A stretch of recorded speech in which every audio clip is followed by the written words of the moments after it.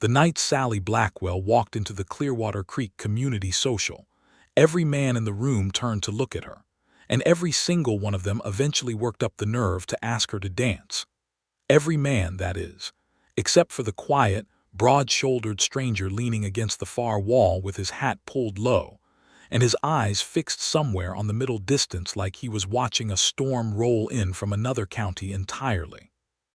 It was the autumn of 1878, and Clearwater Creek, Texas, had managed to string together enough of a civilization that the women wore their best calico, and the men slicked back their hair on Saturday nights. The Grange Hall had been swept clean for the occasion, and someone had hung paper lanterns from the rafters that threw a warm amber light over the fiddle player, and the caller and the long tables loaded with pies and preserves, and a punch bowl that several of the cowboys had already visited more times than was entirely dignified.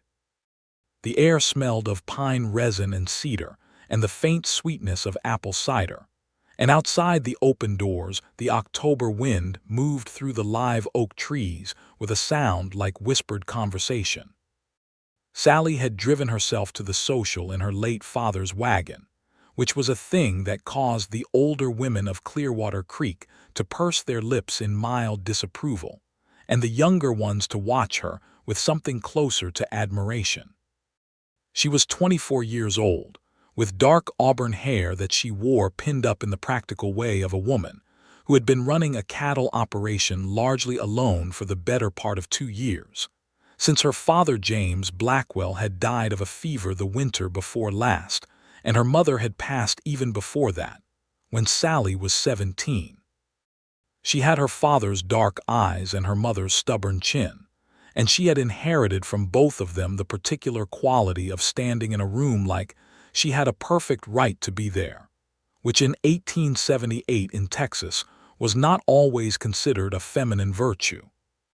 She was not a woman who suffered fools, but she was not unkind, and when the first man asked her to dance, that was Bobby Crane, the miller's son, who had been working up his courage since September. She accepted graciously and danced one reel with him and then thanked him and stepped away before he could claim a second. The second man was Tom Hargrove from the Hargrove Ranch 3 miles south, and the third was a traveling merchant named Forsyth who was passing through and seemed to think his fancy Eastern suit gave him some advantage. She danced with them all, one dance apiece, and she was always the one who concluded the partnership and returned herself to the edge of the floor with the calm efficiency of a woman managing her own affairs. But through all of it, she kept noticing the man against the wall. He was not young.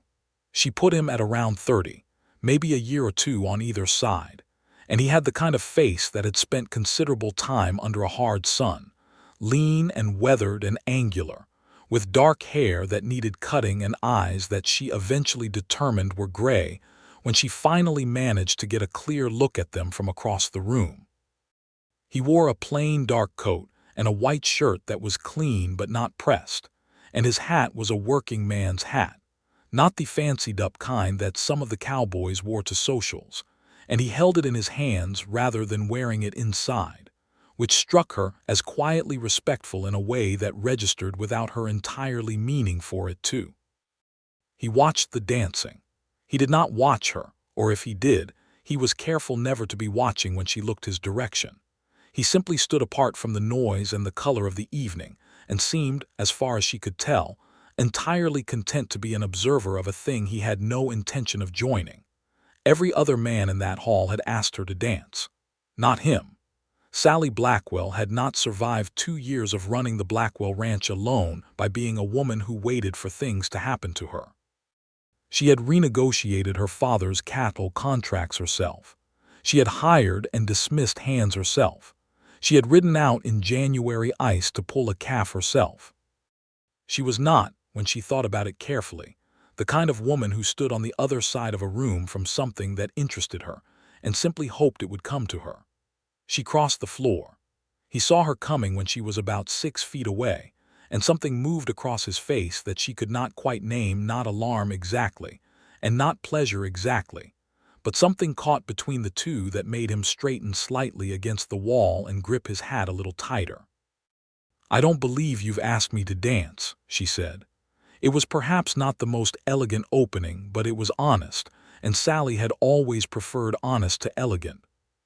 He looked at her for a moment in a way that was not rude but was very direct, as though he was considering something carefully before he answered. "No, ma'am," he said, "I have not." His voice was low and even the voice of a man accustomed to the outdoors, with a slight roughness at the edges that she found, somewhat against her will, pleasant to listen to. "Most of the men here have," she said. "Yes, ma'am, I noticed. And yet you haven't." He was quiet for just a beat, and then he said something that she had not expected at all, something that stopped her mental preparations for a polite dismissal entirely, and rearranged the evening into something she had not planned on. "I was afraid to stop," he said. Sallie Blackwell blinked. "I beg your pardon."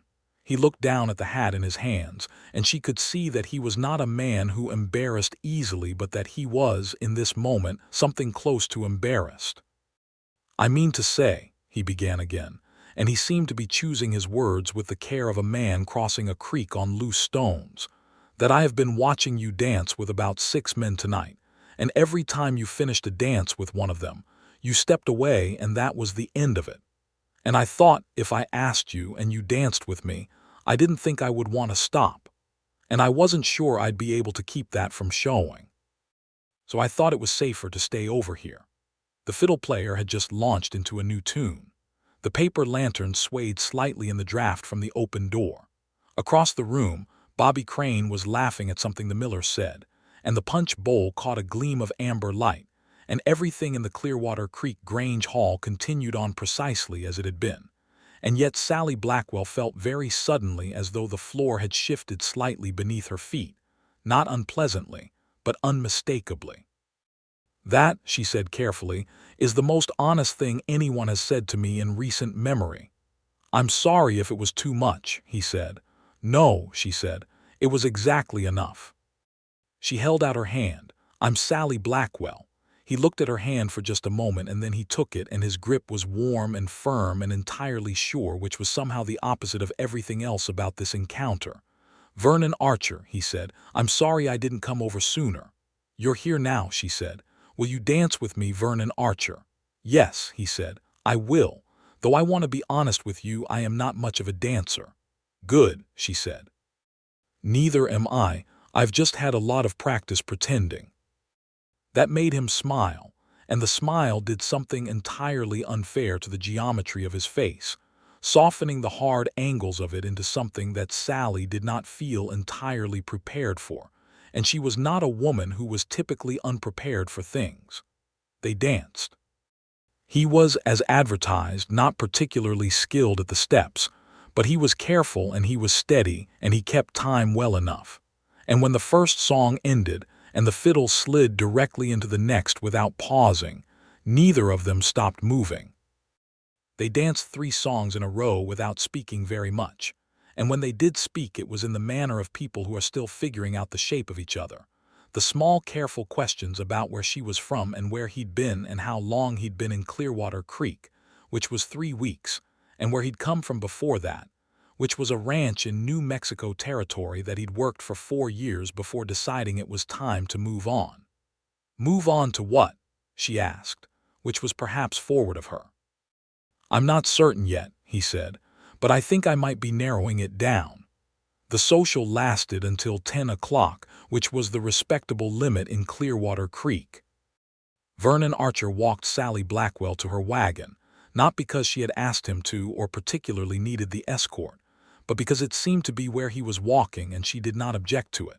He helped her up to the seat, which she didn't need either, but she allowed it with the same private calculation, and when she gathered her reins and the old gray mare stamped her feet in the cold, Vernon Archer stood beside the wagon wheel and looked up at her. "I'd like to call on you, Miss Blackwell," he said. "If that would be agreeable to you." "My ranch is the Blackwell spread," she said, 5 miles northeast. The gate has a B on the post. You can call Wednesday afternoon if you like." "Wednesday," he said. as though he was marking something in a book inside his head. "Yes, ma'am." She clicked to the mare and the wagon moved forward, and she did not look back, which was a disciplinary effort, but she managed it. She listened to the sound of hooves and wheels on the packed dirt road and the wind in the oaks and the distant fading fiddle music, and she thought about gray eyes and the specific courage it takes to say an honest thing to a stranger at a dance. It was a cold ride home, but she did not feel the cold particularly.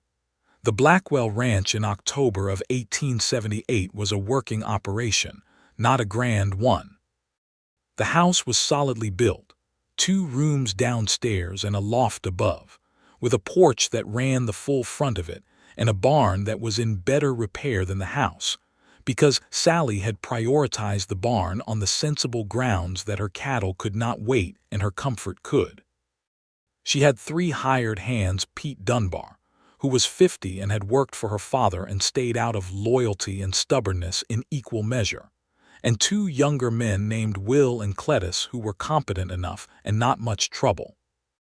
The herd was modest, around 200 head, and the grazing was decent, and the operation was solvent if not prosperous, which Sallie counted as a success given everything that had conspired against it.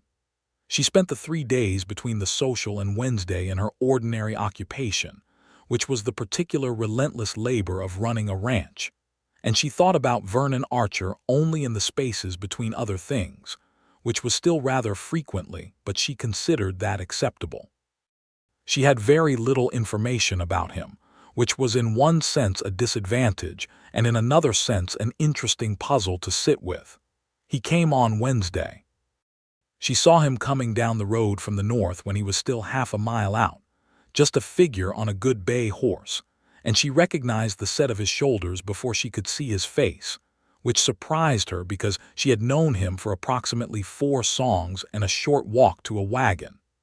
Pete Dunbar was mending fence near the road and watched the approaching rider with the comprehensive suspicion he applied to most strangers.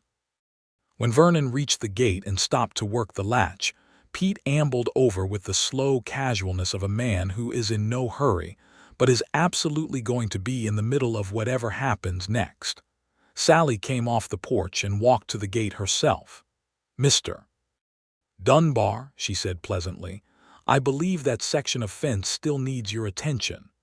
Pete looked at her, looked at Vernon, looked back at her, and went back to the fence with the expression of a man registering protest through silence.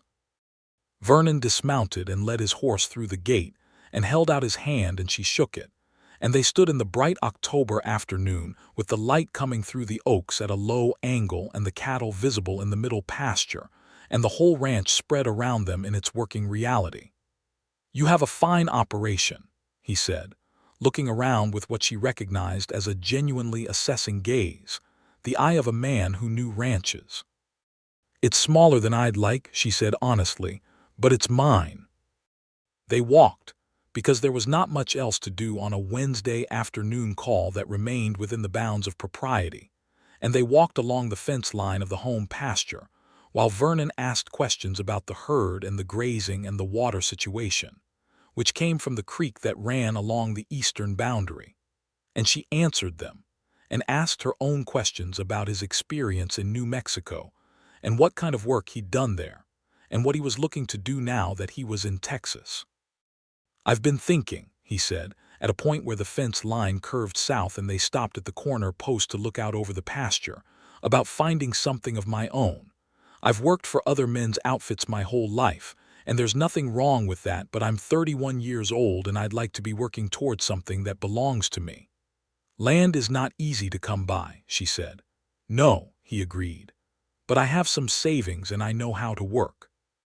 He paused and then said carefully, with the same quality of honesty she had noticed on Saturday night, "I want to be straightforward with you, Miss Blackwell.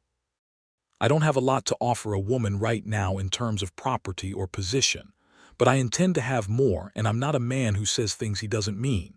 Sallie looked at him steadily. "Mr. Archer," she said, "I have a ranch that I run alone, which means I have more property than most unattached women in this county and rather less help than I'd like. I'm not looking for a man to rescue me.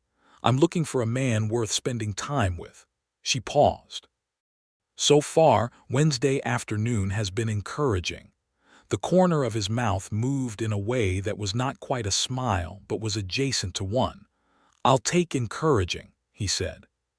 He stayed until the light began to go and then saddled his horse and rode back toward town, which was where he was staying, at the Clearwater Creek Hotel, a modest establishment that accommodated travelers and men between situations. He turned once at the gate to look back at her, and she was still standing on the porch watching him go, and he raised his hand and she raised hers, and then he was down the road and around the bend in the oaks and gone. The second Wednesday he came earlier and stayed later. Pete Dunbar found reasons to be visible approximately every 20 minutes, which Sallie ignored with impressive composure. On this visit, she showed Vernon the books, the ranch accounts, the cattle numbers, the outstanding debts and the projections for the spring, which was not a thing she had shown anyone, and she did it not with any romantic intention, but because she had decided she wanted to know if he could be trusted with the real shape of a thing, the actual numbers and difficulties rather than the pleasant surface of it. He sat at the kitchen table with the ledger open in front of him and looked at it seriously and asked intelligent questions about the cattle contract rates and the feed costs, and when he had finished, he said that he thought she had managed it remarkably well and that the water rights situation along the Eastern Creek line was something she should probably talk to a lawyer about before spring. "I know," she said. "I've been putting it off because I dislike the lawyer in Clearwater Creek." "Is there another one in Millbrook?" "There is. He's tolerable." She looked at him across the table.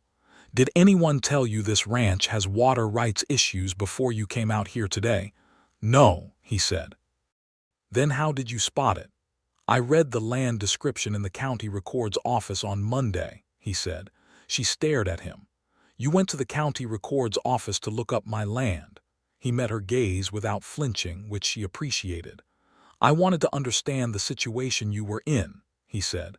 "I thought it would help me be useful if I came out here and talked about the operation."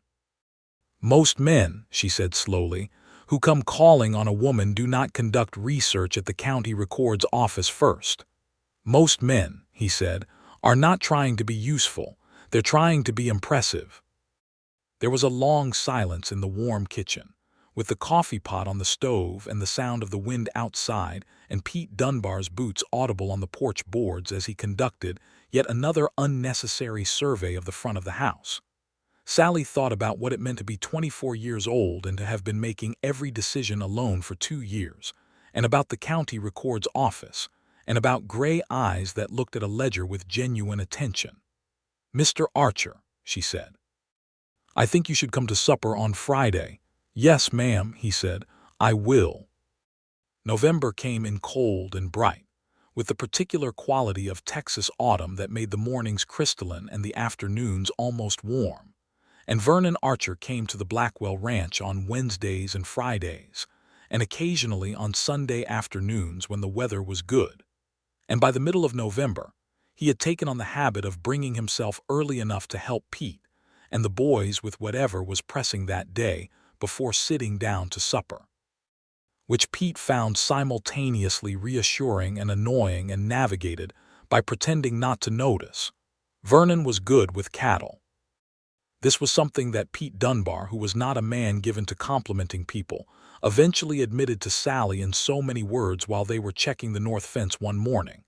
"That Archer," Pete said, with the preamble of a man who has been working up to something for a while, "he's got a decent eye with the herd." "I know," Sallie said, "and he's not lazy." "I know that too." "I ain't saying anything," Pete said, in the manner of a man who is absolutely saying something. "Good," Sallie said pleasantly, "because it's none of your business." "Your father would have wanted Pete," she said, not unkindly but firmly. "My father trusted me to run this ranch, which is a larger trust than the question of who I have supper with, so let me handle both." Pete was quiet for a while and then said, "He seems like a straight man." "He is," she said, and she found that she meant it with a conviction that had grown slowly over the past several weeks, the way conviction built from evidence rather than feeling, although the feeling was there too, building in its own separate way, and she was aware of both. She and Vernon had been talking. This sounds simple, but Sallie had spent 2 years on a ranch where most of the conversation was functional about cattle and fences, and the weather and the price of feed, and the particular experience of talking to someone who was interested in what she thought, who asked questions and listened to the answers, and then responded with something that showed he had genuinely heard her, was something she had not fully realized she had been missing until she had it. She told him about her father. One evening in early November, when the stove had been stoked high against the cold, and they were sitting in the 2 chairs that faced it, the supper things already cleared away.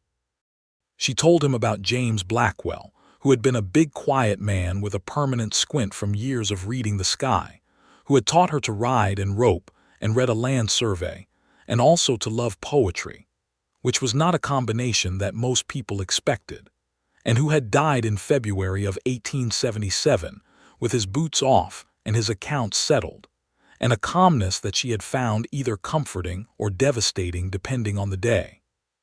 She told him about her mother, who had died of a fever when Sallie was 17, and who had been a small, fierce, red-haired woman from Georgia who had come to Texas as a young wife and never once expressed regret about it, publicly or privately.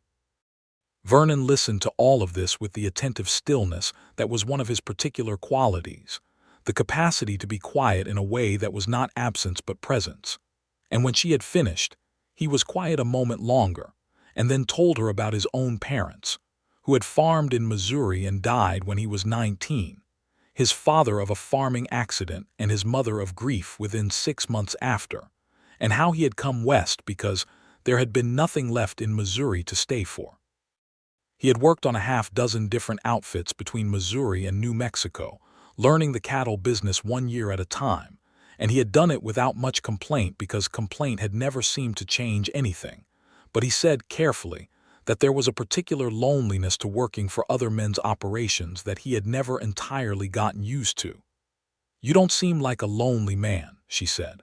"I've gotten good at not seeming like it," he said. The fire crackled.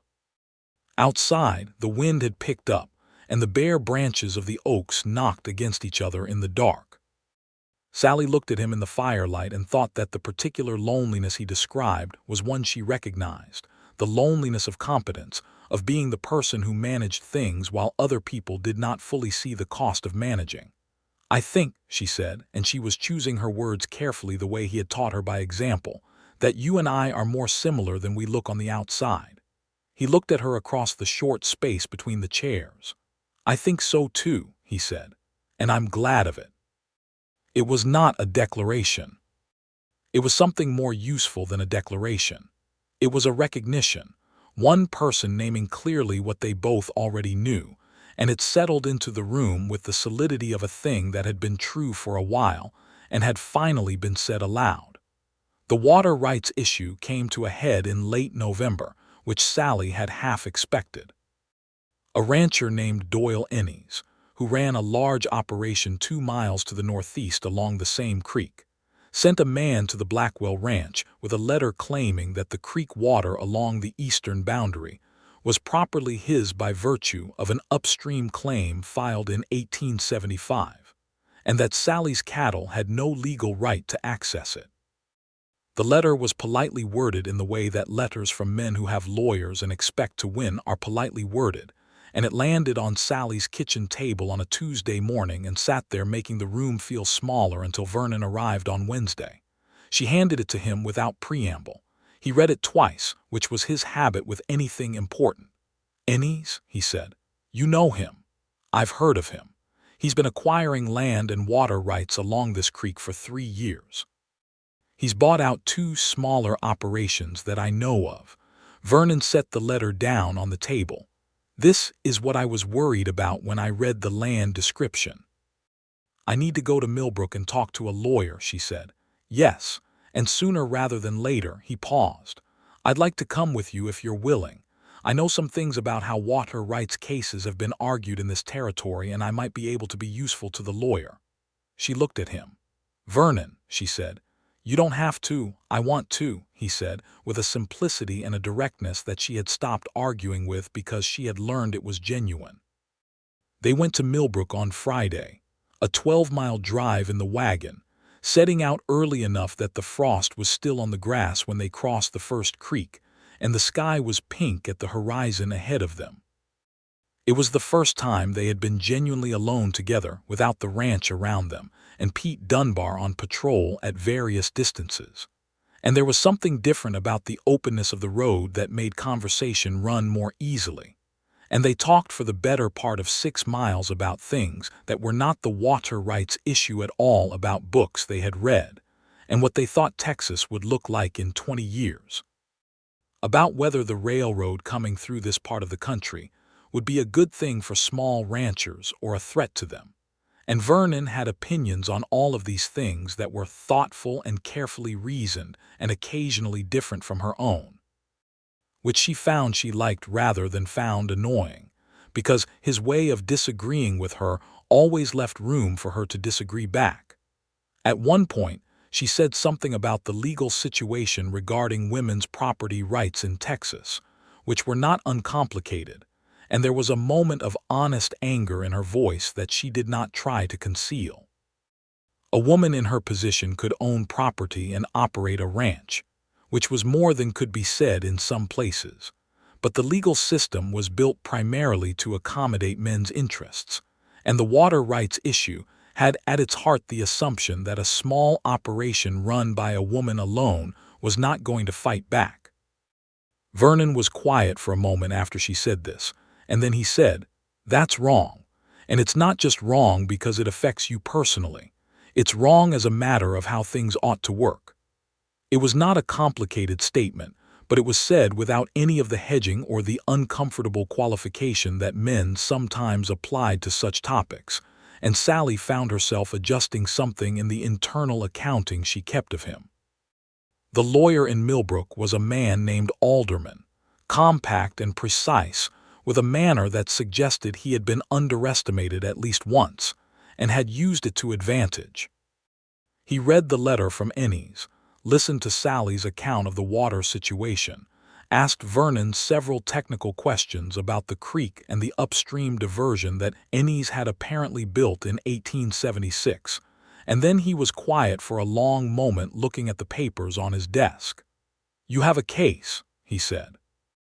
"The 1875 filing by Ennis predates your father's formal water right registration, but there are questions about whether his diversion was completed before or after your father's livestock were using the creek, which matters for prior use claims.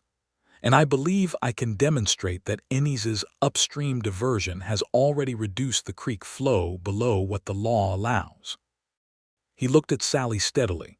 "This will take time and it will cost money. I want to be honest with you about that." "How much money?" she asked. He named a figure. It was not ruinous, but it was not comfortable. "I can cover half now," she said, "and the rest by spring if the cattle contract holds." "That's acceptable to me," Alderman said. He paused and then added, "Miss Blackwell, Doyle Ennis has bought out 2 ranchers along this creek in the past 3 years. I would not be surprised if this letter is the opening move in an attempt to do the same with your operation. He won't find me as easy to buy out as the others," she said. Alderman looked at her and then at Vernon and then back at her. "No," he said, "I don't imagine he will." On the drive back to Clearwater Creek, the afternoon light was long and gold across the prairie, and the temperature had dropped, and Sallie had a blanket around her shoulders that she had brought in the wagon box. They were 4 miles from home when the mare threw a shoe, which was the particular inconvenience of country roads, and they were obliged to stop, and Vernon got down and checked the hoof and said the mare could walk but they should not push her. And so they walked the last 4 miles in the gathering dusk, Vernon leading the horse and Sallie walking beside him, which was somehow, despite the cold and the inconvenience, not unpleasant at all. They walked in a comfortable kind of quiet, the kind that has conversation in it even when there are no words, and the stars came out one by one above them, the big Texas stars that made the sky feel enormous and close at the same time, And somewhere in the second mile Vernon's hand found hers in the dark, not dramatically or with announcement, just a warmth and a solidity against her fingers, and she held on. She thought about the distance they had covered since October. She thought about paper lanterns and an honest man standing against a wall because he was afraid of what he would feel, and about how that particular honesty had been the beginning of everything, because it was not the practiced answer or the flattering answer or the safe answer, and she had been answered with safe answers enough times to know the difference by feel.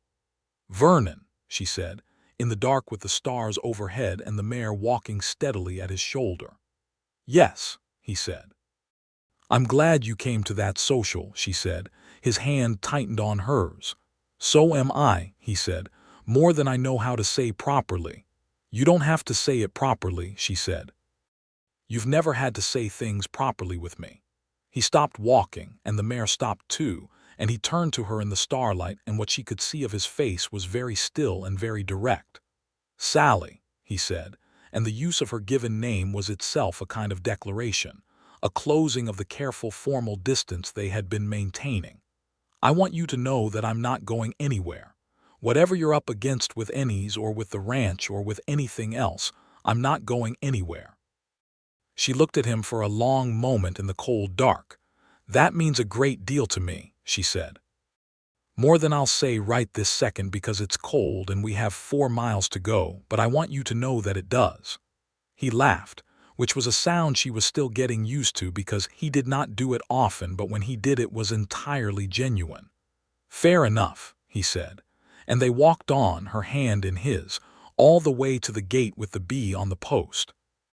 December brought the first serious cold, the kind that settled in and stayed, and the Blackwell Ranch went into the particular intensive mode of winter operations, checking the water sources morning and night to make sure they hadn't frozen over, keeping the weakest calves in the barn, moving wood, mending anything that had been deferred through the fall.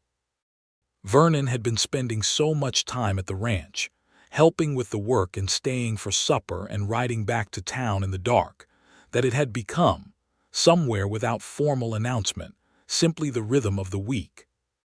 It was Pete Dunbar who finally said it, with the blunt directness of a 50-year-old man who has decided that subtlety is not getting results. He came to Sallie one morning after Vernon had ridden out and said, "That man ought to either be working here proper or he ought to have a ring in his pocket, one or the other. It ain't dignified for him to be in between." Sallie gave him a long look. "Pete," she said, "when did you become the authority on dignity?" "I was your father's foreman for 15 years, Pete said. "That's when." She could not entirely argue with that. She went back inside and stood at the kitchen window looking out at the winter pasture and thought about what she actually wanted, which was something she allowed herself to examine plainly and without the anxiety about it that she might have expected. What she wanted was Vernon Archer, specifically, which was a clear and uncomplicated fact. What she was less certain about was the shape of how that worked in practice, because she had her ranch and her independence, and she had built something out of a difficult situation, and she was not willing to lose the shape of what she had built just because she wanted to keep someone. She was still thinking about this when Vernon came back Friday, and she had made up her mind by then that she was going to say it plainly because plain was what had worked between them from the very first moment.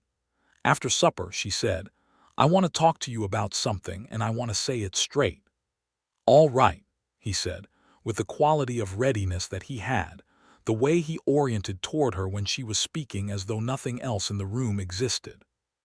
"I think we have gotten to a point," she said, "where we should be thinking about what comes next, and I want to tell you what I am and am not willing to do so that you have an honest picture."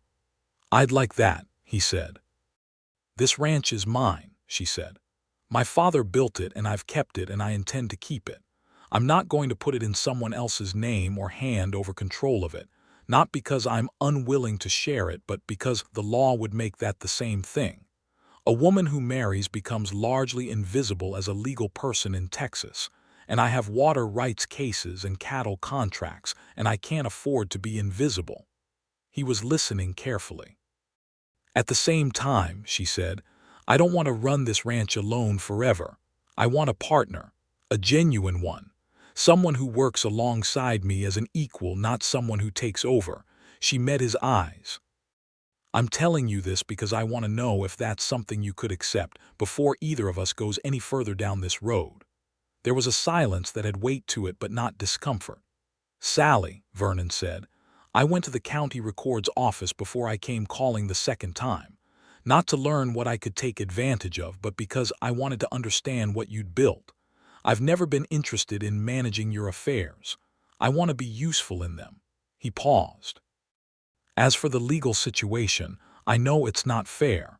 I know the law isn't set up to give you what it gives me. But I'm not the law, and I know the difference between what's mine and what's yours, and I would like to spend my life being the kind of man who is worth trusting with that distinction. Sallie Blackwell, who had managed 2 years of difficulty without crying about it, felt something press behind her eyes that she was firm about not permitting. That was well said, she said. I've been thinking about it for a while, he admitted. How long? Since about the second Wednesday. She looked at him across the table, this quiet, steady man who had gone to the county records office and read land descriptions and come back anyway, who had held her hand in the cold dark of a prairie road and said he was not going anywhere, and she said, Vernon, I would like you to ask me to marry you. There was a fraction of a second, and then he said, Would you like me to get down on one knee? I would like you to mean it, she said. I mean it, he said. He reached across the table and took her hand. Sallie Blackwell, will you marry me? Yes, she said, I will. The Clearwater Creek community took the news of the engagement of Sallie Blackwell and Vernon Archer in the various ways that small communities receive news of any kind, with pleasure, with curiosity, with a certain amount of commentary about whether it had been too fast or just fast enough, and with the practical interest that comes from everyone knowing everyone else's business and considering it partially their own. Bobby Crane looked philosophically resigned. Tom Hargrove from the Hargrove Ranch South offered Vernon a handshake that was somewhat firmer than necessary. The wedding was planned for February, which gave them time to arrange the practical matters first, which were considerable. There was the question of Vernon's situation in town, which resolved itself when Sallie proposed that he move to the ranch proper in January and take on the foreman's role in title and pay, which Pete Dunbar accepted with the expression of a man who had expected exactly this and had privately been hoping for it since November. There was the question of the water rights case, which was proceeding slowly through the Millbrook lawyer's office and would not be resolved quickly, but was proceeding. There was the question of the cattle contract for spring, which Vernon renegotiated with a buyer in Abilene that he knew from his New Mexico years, getting substantially better terms than Sallie had managed the year before, and she let him do it not because she couldn't have, but because he had the relationship and she had the practical sense to use the best tool for each job. Doyle Ennis, in January, sent a second letter.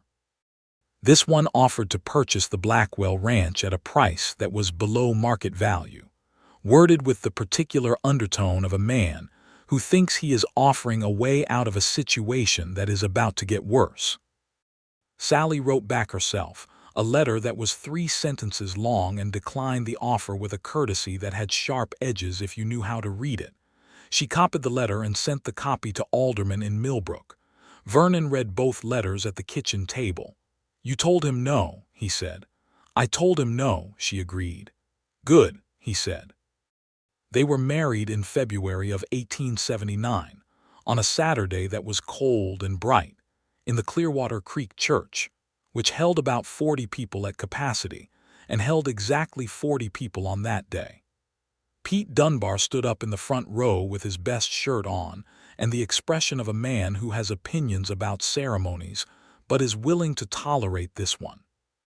The minister was a small, efficient man named Brother Hayes who kept the service practical and warm and did not belabor the scripture.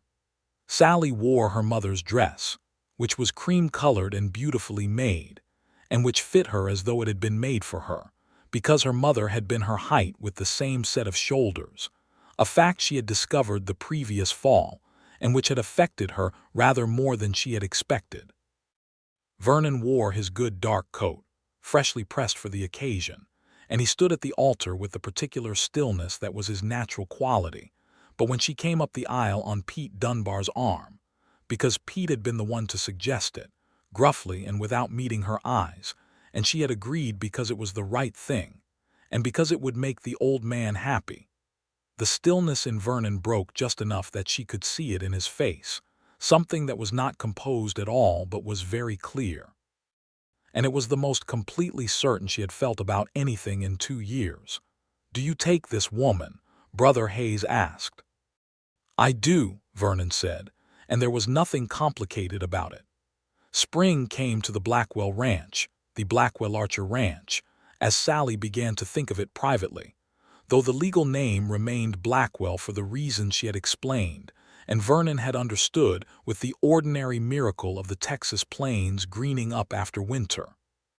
The cattle were well through the cold season with only the losses that were unavoidable, and the new calves were coming clean and strong, and the water in the creek along the eastern boundary was running clear and full with the spring thaw, which was something Sallie watched daily with the particular attention of a person with legal proceedings pending about it. Alderman in Millbrook had been building the case through winter, and in March he sent a letter saying that he had obtained the testimony of a county surveyor regarding the upstream diversion that Ennis had built in 1876, and that the diversion was measurably reducing the creek's flow in a way that was actionable under Texas water law. Ennis, apparently, had received similar information from his own lawyer, because he sent a third letter to Sallie in April, this one with a different tone, less confident, more negotiating, offering a formal agreement on shared water rights that acknowledged the creek's historical use by the Blackwell operation. Sallie and Vernon read the letter together at the kitchen table on an April morning, with the windows open and the warm air coming in for the first time since fall. Vernon thought about it. Sallie thought about it.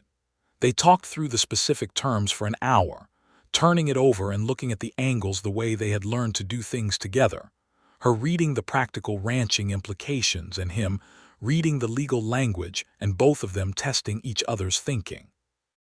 "It's not everything we might have gotten from the court," Vernon said. "No," she agreed, "but it's binding and it's clear and it doesn't take another year and more money to get it." "Alderman will have an opinion. Alderman will have a lawyer's opinion," she said. "We have a rancher's opinion. What do you think?" He looked at her. "I think we take it.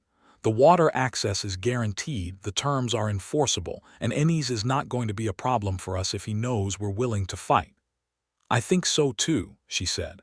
They wrote back to Ennis accepting the terms, with modifications that Alderman suggested and that Ennis accepted within 2 weeks. The water rights agreement was signed and filed at the county courthouse in late April 1879, and Doyle Ennis turned his attention to acquiring land in another direction entirely, which was exactly what Sallie had wanted from the beginning. The problem was not destroyed. Ennis remained a large operator in the county and would always be a neighbor to be watched, but the crisis was resolved and the water was secured, and that was enough.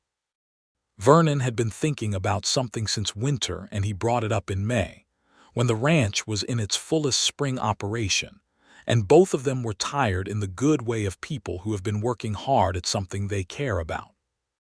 He had been looking at a piece of land adjacent to the eastern boundary of the Blackwell, spread 40 acres that had been abandoned by a homesteader who had given up and gone back east 2 years prior, and that had been sitting unclaimed, gradually reverting to grass. The land bordered the creek and included a natural basin that held water well. He thought, if they could acquire it, they could expand the herd by 30 or 40 head and have the water security to sustain it. Sallie rode out to look at it with him on a Sunday afternoon in May, when the spring grass was thick and the air smelled of wildflowers, and the creek was running strong along the property's eastern edge.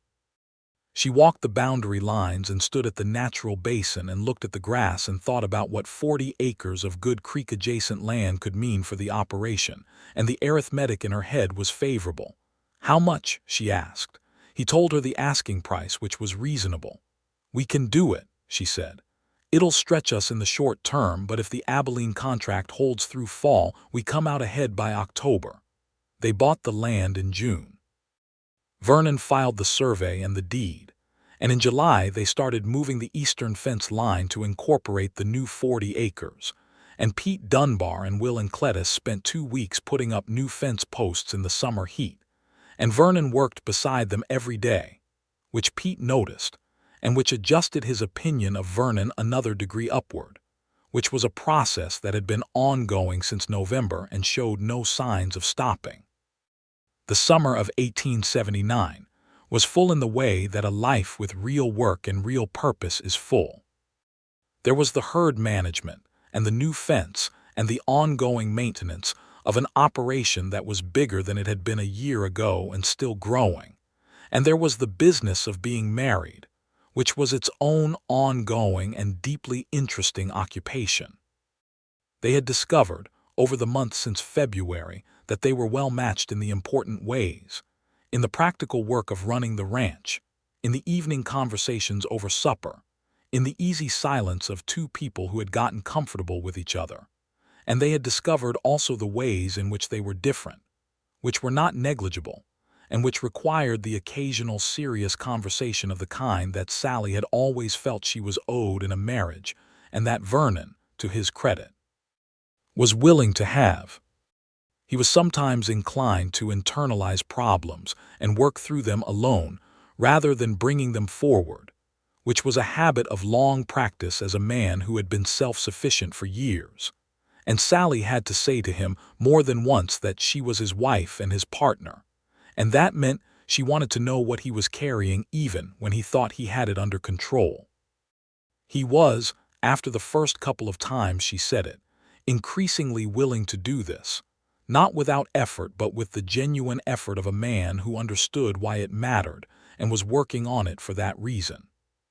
She was sometimes inclined to make decisions at a speed that left him feeling as though he had been consulted only nominally, which was a habit of 2 years of being the sole decision-maker, and he brought this up once, directly and without accusation, saying simply that he wanted to be genuinely in the discussion, rather than arriving when the decision was already mostly made. She heard him and adjusted, and the adjusting was something she thought about afterward.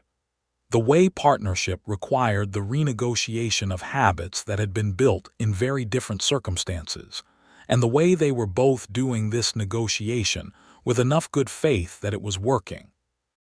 By August, Sallie knew she was expecting. She had suspected for 3 weeks before she was certain, and she was certain before she told Vernon, not because she doubted she wanted to tell him, but because she wanted to be sure of what she was saying before she said it. She told him on a Sunday morning in August when the heat was heavy and they were sitting on the porch with coffee before the day started, and she said it simply and directly as was her way. He was quiet for a moment, and then he set down his coffee cup and looked at her with an expression that had several things in it at once, a kind of wonder and something that was protective without being condescending, and underneath all of it a joy that was very quiet and very real. He reached out and took her hand and held it without saying anything for a moment. "Are you all right?" he said first. "I'm perfectly well," she said. "A little tired, nothing difficult yet." "We should get Dr. Compton out from Clearwater Creek to—" "Yes," she said. "I'll send word this week." He looked at her. "Sallie," he said, and his voice was rough at the edges in a way that was not the outdoors but something else. "I want you to know that this doesn't change anything about how we run things. You're not going to be managed." She felt her throat tighten unexpectedly. "Thank you," she said. "That was the right thing to say." "I've been practicing," he said. And he smiled at her, and it was the smile she had first seen in the Grange hall under the paper lanterns, the one that did something entirely unfair to the geometry of his face. And she thought about how far they had come from that October night, all the practical and emotional work of building something real together, and felt the weight and the rightness of it in equal measure. The fall of 1879 was vivid and golden, the anniversary of everything, the oaks going amber and the air carrying that particular quality that she would always associate with the beginning of Vernon, because she had been paying attention to the world with unusual sharpness that October a year ago, and it had laid down memories that stayed. She was bigger now and moved a little more carefully, but she kept working at what she could and made sensible adjustments where she had to. And Dr. Compton came out monthly and said everything was progressing as it should. Pete Dunbar, upon learning of the expectation, became so aggressively protective that Sallie had to have a firm conversation with him about the fact that she was not made of glass, and that carrying a child had been managed by women doing hard work throughout the entirety of human history. After which, he reduced the protective behavior to an only slightly annoying level, and channeled most of it into making sure the kitchen woodpile was always stocked and the water barrel always full, which she chose to accept as the affectionate gesture it was.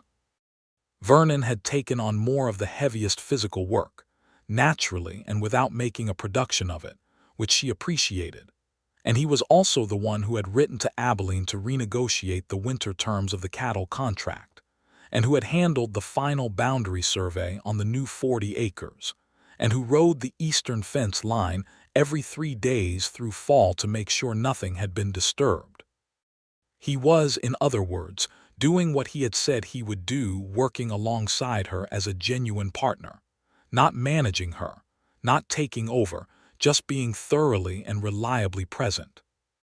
In December, on a night when the temperature dropped hard and the wind drove from the north and the whole ranch was locked in the cold, their son was born.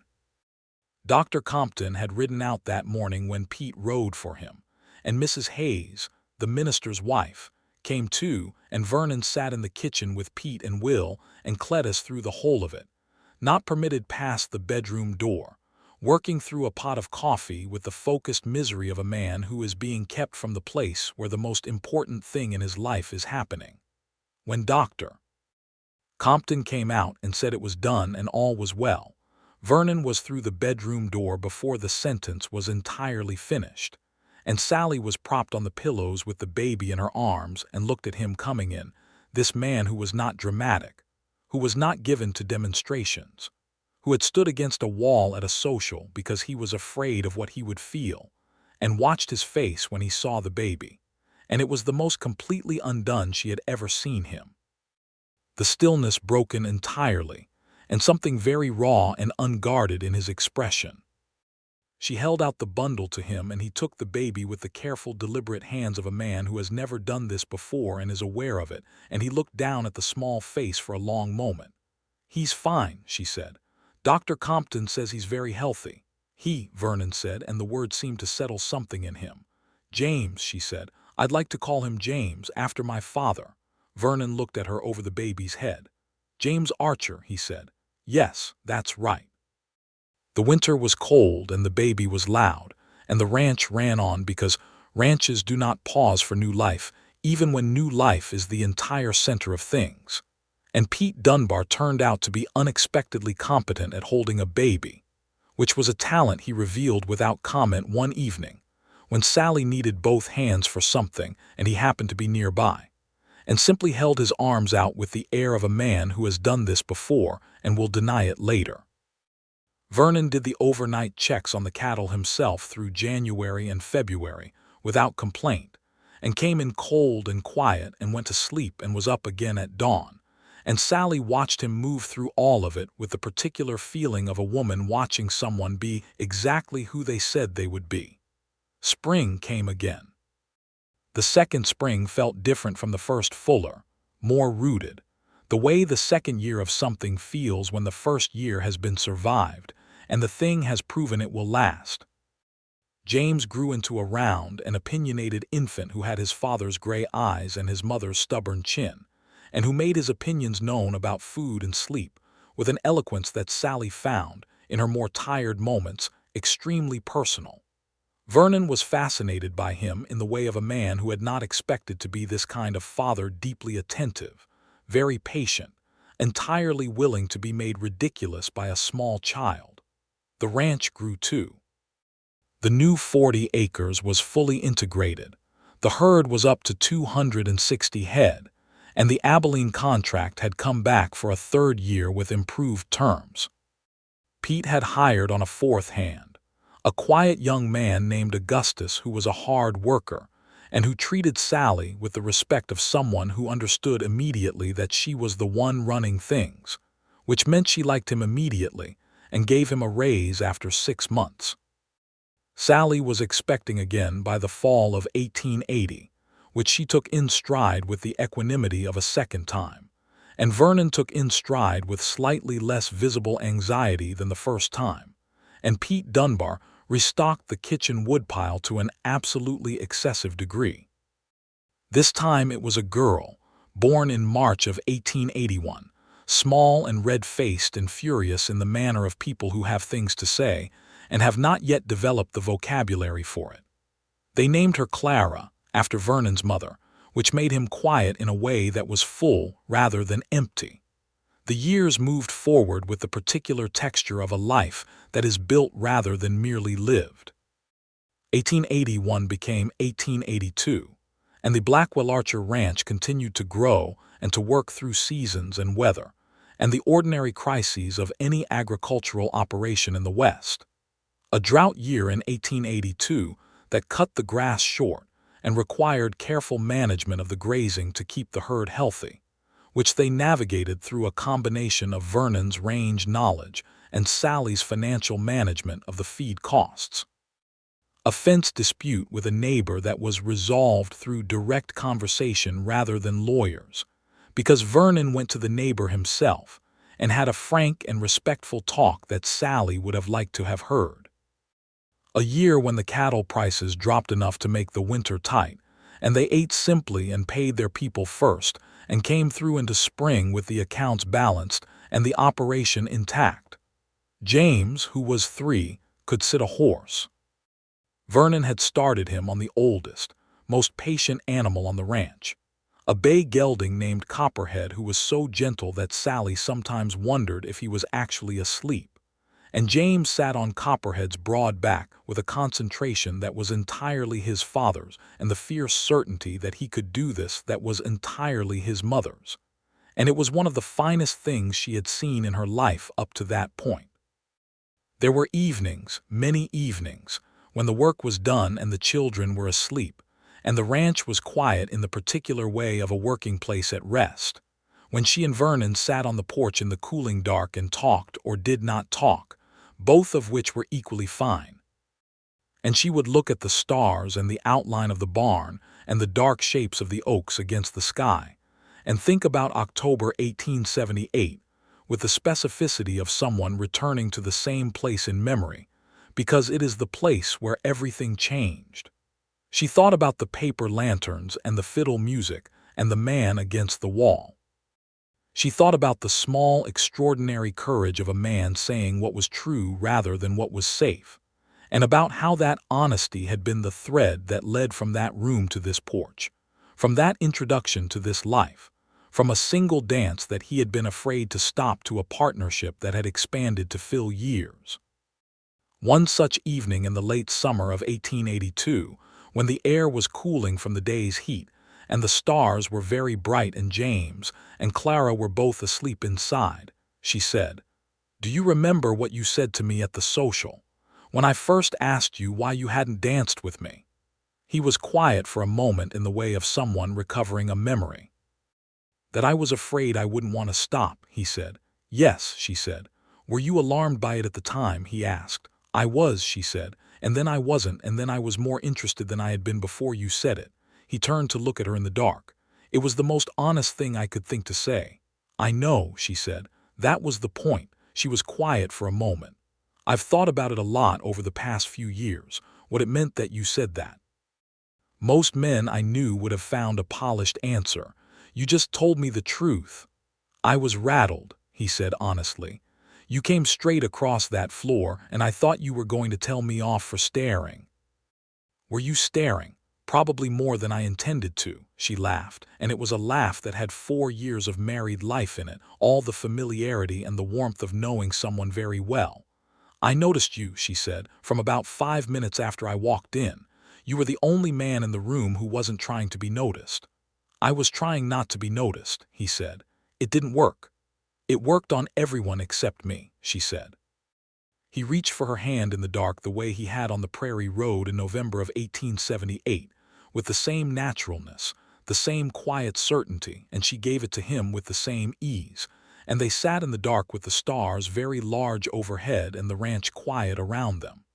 "Sallie," he said, "I want you to know that there is no better word, grateful, for all of it.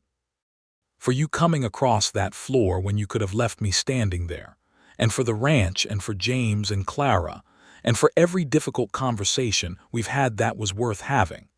His voice was low and direct as it always was, with no ornamentation, just the truth laid down plainly. "I was a man who had never put down roots because there was nowhere worth putting them, and then there was." She held his hand in both of hers and felt the roughness of his palm, the calluses of ranch work, the hands that had held a ledger and a fence post in their son's small head with equal care. "You were worth finding," she said, "across a crowded room or anywhere else." "You found me," he said. "I was standing against a wall." "Someone had to," she said, and he laughed again, and the sound of it went out into the warm Texas night, and the stars were very bright and the oaks were very still and the ranch was very quiet, and everything that had been built was real and present around them in the dark. In the years that followed, the Blackwell Archer Ranch became something that the Clearwater Creek community came to know as one of the solid operations of the county. Not the largest and not the most glamorous, but consistently well-run and consistently solvent and consistently staffed by people who were treated fairly, which was a thing that mattered and that Vernon felt strongly about, and that Sallie had always practiced because her father had. Pete Dunbar stayed on until 1885, when his back finally made the decision for him that the heavy work was done, and he retired to a small house at the edge of the ranch that Sallie and Vernon built for him, because there had never been any question that Pete would be taken care of, and he spent his days sitting in the sun with a cup of coffee and expressing opinions that nobody had asked for about everything that happened on the ranch, which was exactly as it should be. James Archer grew up learning the ranch from the ground up, which was the way his parents believed learning should happen. By the time he was 7, he knew the cattle numbers and the water situation, and how to read a land survey, which were skills that his grandfather James Blackwell had believed were essential, and that his mother had ensured were passed on. He was a serious child with a streak of his father's quiet determination, and a capacity for the occasional completely unexpected observation that suggested he had been listening to adult conversations for longer than anyone had realized. Clara Archer was a different proposition, entirely loud where James was quiet, physically daring where James was careful, and possessed of a certainty about her own opinions that Sallie recognized with mixed feelings as a direct inheritance from herself. She was also, at 3 and then 4 and then 5 years old, clearly going to be a remarkable person, which her parents agreed about privately and with enormous pride. In 1883, they expanded the main house, a full second story, properly built by a carpenter who came down from Abilene, with 2 additional rooms and a proper staircase replacing the loft ladder that had been the house's vertical solution since James Blackwell built it in the 1860s.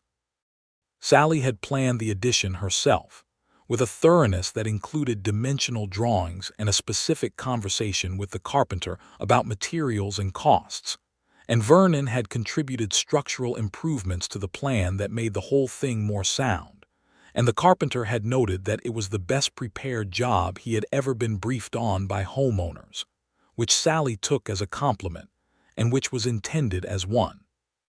The water rights agreement with Doyle Ennis held through the years without renewed crisis, which was something Sallie monitored with the consistent attention of someone who does not assume that a settled thing stays settled without maintenance. She kept the agreement in the deed box with the land surveys and checked it annually, and maintained a cordial but watchful relationship with Enes's operation. And when Enes himself died in 1884 and his son inherited the operation, she rode over personally to introduce herself and establish that the agreement was known and expected to be honored, which it was. The community of Clearwater Creek had grown through these years in the way that Texas communities in the late 1870s and early 1880s tended to grow more houses, a second church, a proper school building in 1882 that replaced the schoolroom that had been held in the Grange Hall, and that Sallie had contributed to materially, and whose school board she sat on, which caused no particular comment because, by 1882, Sallie Blackwell's competence on any board was taken, as given by most of the community. The railroad came through 30 miles to the north in 1882, which was not Clearwater Creek itself, but close enough that the cattle transport situation improved considerably, which was good for every operation in the county. Bobby Crane married the miller's daughter in 1880 and seemed happy, which Sallie was genuinely glad about. Tom Hargrove from the Hargrove Ranch continued to nod at Vernon in the manner of a man who has processed and accepted a situation he was not initially pleased about, which was fine. The traveling merchant Forsyth, who had danced with her at the social, was never seen in Clearwater Creek again, which was consistent with being a traveling merchant. Alderman, the Millbrook lawyer, became over the years a professional relationship that Sallie valued, a man she could call on when the legal situation required it, and who understood that she was the client, and that understanding what was happening in her case was not optional. He drafted 2 additional land transactions for her over the years, and handled a boundary dispute in 1884 with the same precise efficiency she had come to expect from him. There was a third child, a boy, born in 1884, who they named Thomas, and who arrived with considerably less alarm than the first time and considerable less management of everyone's anxiety, partly because Sallie was experienced now, and partly because Vernon had learned that she was entirely right that she was not made of glass. Thomas had his mother's red glints in his dark hair and his father's steady disposition, and a cheerful placidity that was his own, and he was from the beginning the kind of child who found the world interesting and approachable, which was a quality that made parenting him, relative to his siblings, something approaching restful. James, Clara, and Thomas grew up on the ranch with the particular education of children whose parents are genuinely in partnership. They saw a household where decisions were made together, where disagreements were aired and resolved, where both the man and the woman worked hard and were respected, and where the land and the animals and the people who worked on the place were all treated as deserving of care. It was not a perfect education because there is no such thing, but it was a real one, built from practice rather than theory. The evenings on the porch continued through the years, a ritual that had begun in the early days of their marriage and that had never stopped. Sometimes the children were there, James with a book, Clara with a strong opinion about something, Thomas with a carved horse that he had been given by Pete Dunbar, and that he carried everywhere until it was as smooth as river stone. Sometimes it was just Vernon and Sallie, in the comfortable silence or the easy conversation of people who had spent years building a common language, and who found the other person's company the most restful kind of interesting. There was a particular evening in 1885 when Pete Dunbar came to supper from his small house at the edge of the property. He came to supper twice a week, which was the arrangement, and which Pete observed with the regularity of a man who has found a routine he approves of. And afterward, when the children had been put to bed, and Pete had gone back to his house, and Vernon was banking the fire, and Sallie was sitting at the table with the accounts, Pete knocked on the door and came back in with the expression of a man who has decided to say something he has been sitting on. He sat down at the kitchen table, which he had done 1,000 times, and he looked at Sallie and then at Vernon and then at both of them together with a look that had something specific in it. "I want to say something," Pete said, and I want to say it proper." "All right, Pete," Sallie said, setting down her pen. "I worked for your father 15 years, Pete said, addressing Sallie, "and he was a good man. I would have worked for him another 15 if he'd lived. And when he died, I stayed because it was his ranch and I owed him that. And I stayed because I didn't think you could manage it and I didn't want to see it go under. And I was wrong about that, which I knew pretty fast." Sallie looked at him steadily. "I know," she said. "You've never said so directly before." "No," Pete agreed. "I'm saying it now." He looked at Vernon. "And you," he said, with the direct way of an old man who has earned the right to say direct things. "I thought you were trouble when you showed up. A stranger with no outfit and no land and too much time on a woman's property. I was wrong about that too." Vernon's expression was grave and attentive and not unkind. "I know you were watching," he said. "Of course I was watching," Pete said. "Somebody had to." He was quiet for a moment. "You're both good people and you run a good operation and those kids are lucky. I wanted you to know I think so." He stood up. "That's all I came back to say." He went out without waiting for a response, which was entirely Pete Dunbar, and Sallie listened to his boots on the porch and then his footsteps going away across the yard, and then she looked at Vernon across the kitchen table. "Well," she said. "Indeed," Vernon said.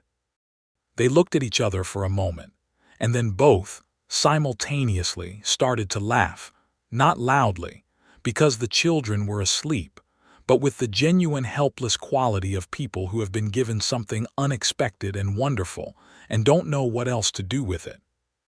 Vernon came around the table and she stood up and he put his arms around her and she put her face against his shoulder, still laughing quietly, and felt the steadiness of him that had been the thing from the beginning, the one quality beneath everything else that had built itself into the absolute foundation of her life.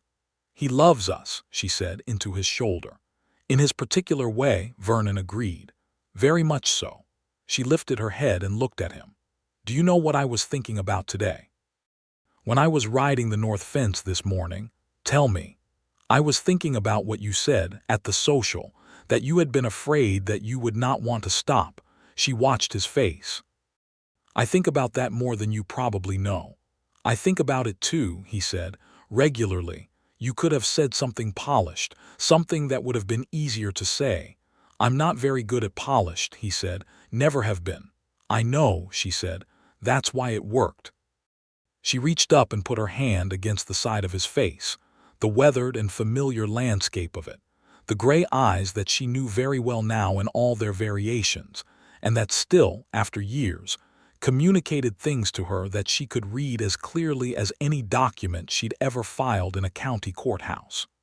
"You are the most straightforward person I have ever known, Vernon Archer. I mean that as the highest possible compliment." He turned his face slightly to press a kiss against her palm, which was the private language of years of marriage, and then he looked at her. "And you," he said, "walked across that room when you didn't have to, when any other woman would have waited or looked the other way. And you asked me to dance, and you didn't let me disappear into the wall, and I have been grateful for it every single day since. Every day." She said, slightly skeptical, because she knew that some days had been difficult and unglamorous, and that gratitude was not always the word that most immediately applied. "Every day that matters," he corrected, with a small smile. "Which is most of them." Outside, the Texas night was very large and very still. The cattle were settled in the pasture. The oaks were making their dry October sound because it was fall again, always fall again, the smell of it the same as it had always been since that first October when everything had begun. James was 11 now, and Clara was 4, and Thomas was 1. And Pete Dunbar was asleep in his little house at the edge of the property. And the deed box in the bedroom had the land surveys, and the water rights agreement and 2 children's birth records in it. And the ranch was 280 acres with 240 head, and a sound house with a proper staircase, and a barn in better repair than ever. And Sallie Blackwell Archer stood in her kitchen with her husband's arms around her, and thought about paper lanterns and an honest man, and how sometimes the whole of a life can pivot on a single moment of courage, his, in saying the true thing. hers, in crossing the room to ask for it. She thought about how love is not one thing but many. The recognition of a person across a crowded room, the holding of a hand on a cold prairie road, the sitting together with a ledger and talking through the numbers, the holding of a new baby with careful, deliberate hands, the long, ordinary evenings on a porch under enormous stars. She thought about what it meant to be fully known by someone and to find that the knowing made you feel more yourself, not less, which was the thing she had not known to look for and which turned out to be the thing that mattered most. "Come to bed," she said. "In a minute," he said. "Let me check the fire." "I already banked it," she said. He looked at her. "Of course you did," he said. She laughed, and he followed her out of the kitchen with the lamp. And the fire was banked, and the accounts were settled, and the ranch was quiet, and the children were sleeping, and the stars were very bright over Clearwater Creek, Texas, in October of 1885. And everything was exactly as it should be, exactly as it had been built to be, one honest conversation at a time.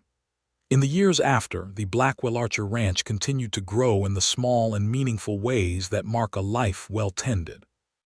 James grew into a young man who had his mother's head for management and his father's eye for cattle.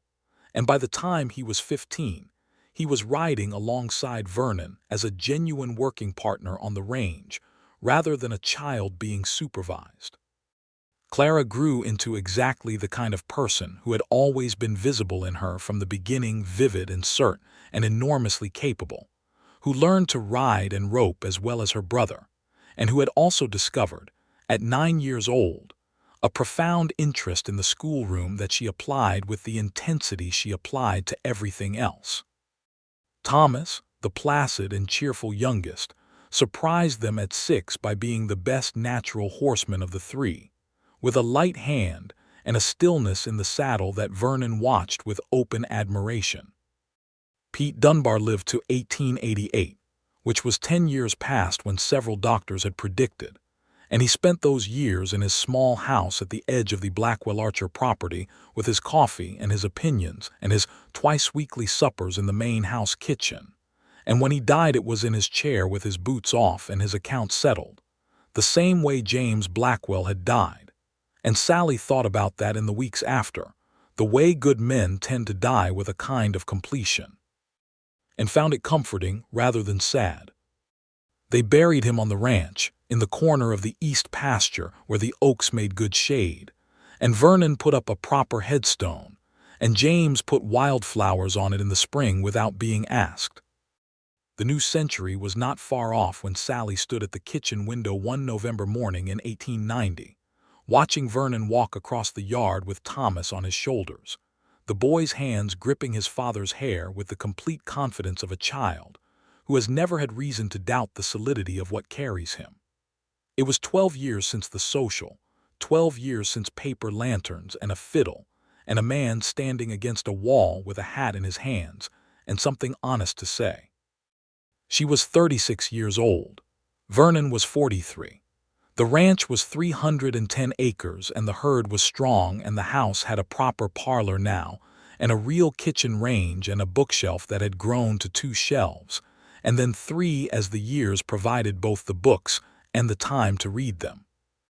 James was 12 and Clara was 9 and Thomas was 6, and outside the kitchen window Vernon swung Thomas off his shoulders and set him on the ground, and the boy ran toward the barn, and Vernon watched him go with his hands easy at his sides, and the particular expression on his face that was only there when he was looking at their children, the same undone quality she had seen when he first held James in his arms, worn smooth now with repetition but no less real. She went out onto the porch. He heard the door and turned, and she held up the coffee cup she had brought for him, and he crossed the yard with the easy, long-legged walk of a man thoroughly at home in his own ground, and took the cup and stood beside her in the November morning, and they both looked out at the ranch in the cold, clear light. "Good morning," he said. "Good morning," she said. It was all the preamble that was needed. They stood together in the cold with their coffee and the oaks losing the last of their leaves in the light wind, and the cattle visible at the far end of the pasture, and the barn open where Thomas had disappeared into it, And it was just an ordinary Tuesday morning on a working ranch, and it was also, as all of it was and had always been, exactly enough. She had asked him to dance. He had been afraid to stop. He never had. And this, all of this, every acre and every child and every ordinary morning and every difficult season and every evening on the porch under Texas stars, was what that single moment of mutual courage had built, patient and deliberate and real, the way the best things are always built. Not all at once, but one honest day at a time.